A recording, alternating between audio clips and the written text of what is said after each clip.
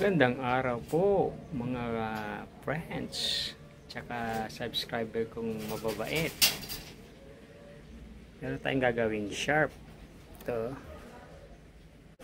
automatic washing machine. Check natin, may error kung anong klaseng error. Yan. May power tayo, ayun. Di pa tayo nagpindot ng start, mayroon ng alarm. Yan ang error niya. F1. Bubuksan natin to. Ito may tornilyo dyan sa kabila. Yan, nabuksan na natin. Tingnan nyo yung condition, no? Pinahayan na ng hayop. Meron na rin ako napatay ng mga apis. Nawala na yung hose papunta rito. Kinain. Tsaka yung mga wirings. General cleaning natin yan. Nawala na yung hose galing dito papunta ron. Kinain niya pati mga wirings. Sana mabubuhay natin. Damage din. Pati dun. Ang daming damage. Ayusin ko muna lahat ng wiring. Secured ko muna. Nakarating sa loob, oh. Ang daming ng ipis tayo. Sana hindi na yung chips. Pinatirang buhay pa, oh. You know? Still alive. Lilinisin na rin natin. Sobrang dumi. Wala kasi yung takip sa ilalim. Nasolve na po natin yung error niya. Ayan. Napagana na natin yung kanyang spin dryer. Ayan, oh. Kita naman siya. May pa tayong remaining 4 minutes. Ito pa yung under niya. Malakas pa. Ito na lang ang kulang natin. So, ang ginawa natin, mga sinirang wiring ng hayop, na-rewire na natin, tapos na linis na natin din yung control system niya. Marami ang kinain kasi hindi tinakipan. Diyan may takip yan dyan para hindi pa kapasukin ng mga daga, etc. etc.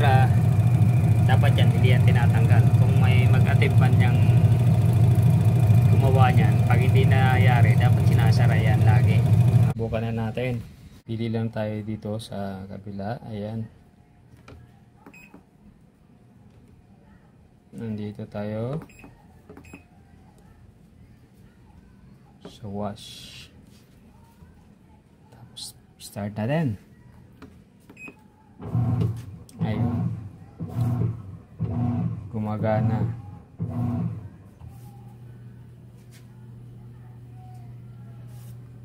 Skip natin yan kasi wala pa tayong tubig niyan. Kasi nakain pa yung ating, ayan, missing pa rin yung ating, hindi pa dumating yung parts para dyan. So pinakita ko rin para malaman nyo na kahit wala yan, papapagana natin yan. Ayan naman ang model number nya. Spin, yung dryer. Dito lang ang pindot nyan. Ayun. Kita na yung naka-highlight. May shadow kasi, wag malabo. So, sa kabila, side normal. Then is push start. Yan, na siya. Aga-activate na yung ating drain motor kasi nagdi-drain muna yan bago siya mag-spin yan ang normal process. By the way, habang nagdi-drain yung motor, pag itong mga areas na to, pag nag-screw ko dyan, kung umilaw lahat, so meaning good siya. Ito rin, pag yung water level naman yan, kung malilipat mo siya sa gusto mo, ibig sabihin ayos yan. Ito hindi ko na ginagalaw yung reset time na yan. Dito naman sa program, dito rin yan sa kung normal, kung mabilis, tsaka yung yan mga uri ng mga lalabhan mo. Kung mapapailaw yan sa tapat na gusto mo, sabihin walang kaso tong controller mo, buo. So ayan na, nag-i-start na siyang mag dryer. So yung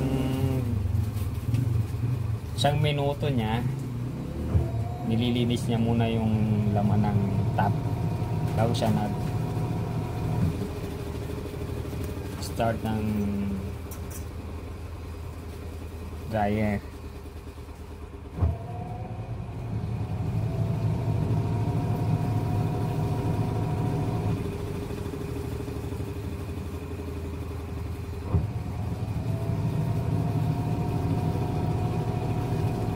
Habang hinihintay natin yung remaining time, silipin natin yung sa likod. Ayan, sa likod niya.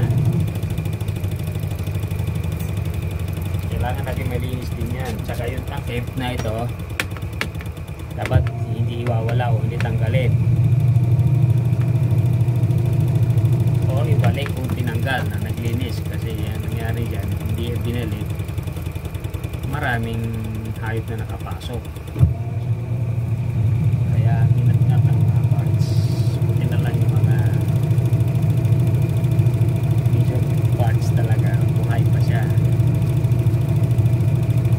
Hindi yung mga kapasok yung kamandag hayop. Kaya naglinis lang tayo ng controller at saka yung rewire tayo.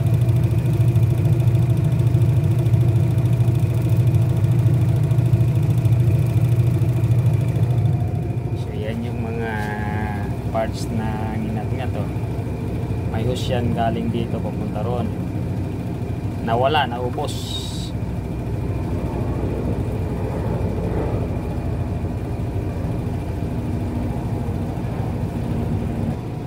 Dito na ulit tayo sa harap. Ayan yung ganyang model number, ES-G. Ayan.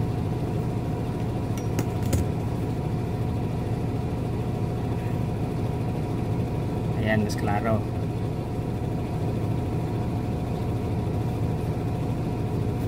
Ayan ang model number. Ito ang kayang capacity. Dryer tayo ngayon. Ayan na lang remaining time.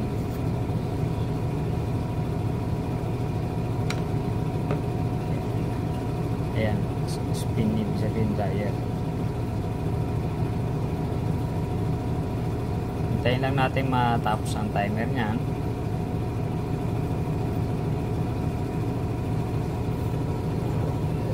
Para ano natin ng whole process, mabuo natin ang whole process yan.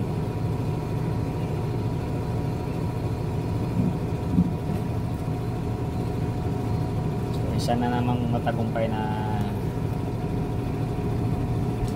repair, kulang na lang yung nawalang parts.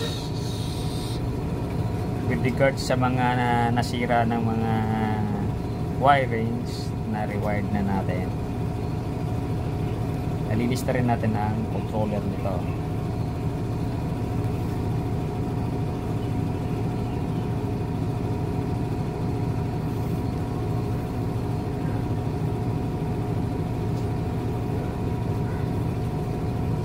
So itong column na to, halimbawa itong process, para dito yan. Ito naman, so water level niya, para dito naman yan kapag nagwa-washing ka. Number 6, number 7, pumili ka lang kung anong dami ng tubig depende sa ano. Ito hindi ko nang ginagalaw yan. Etong program dito naman yan sa kung anong klaseng paglalaba, anong lalabahan.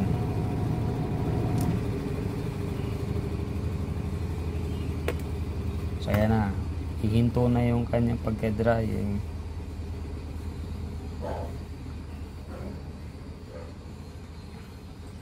Humihina na yung ikot, diba?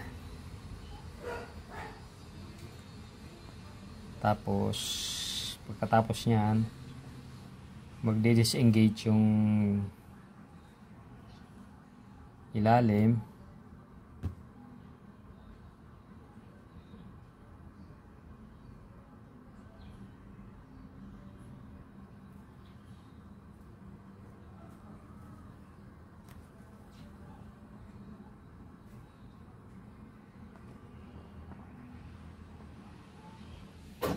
Yun, narinig nyo yun. Sabihin, tapos na ang process. Yung buzzer, tinatawag na yung maglalaba. Oy, tapos na ako. Okay, sa top naman yung power. Ayan na po, dumadaloy na yung water niya. Ayan yung ito. Ayan.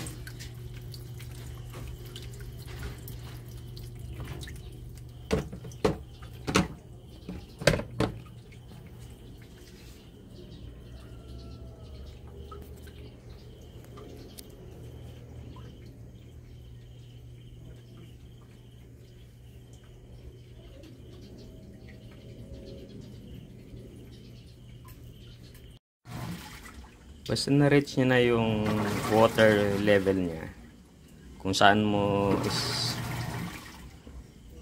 sinilik, mag-wash na siya at mag-i-stop na yung tubig. Yun. So gumagana yung ating automatic niya. Isa na namang successful day.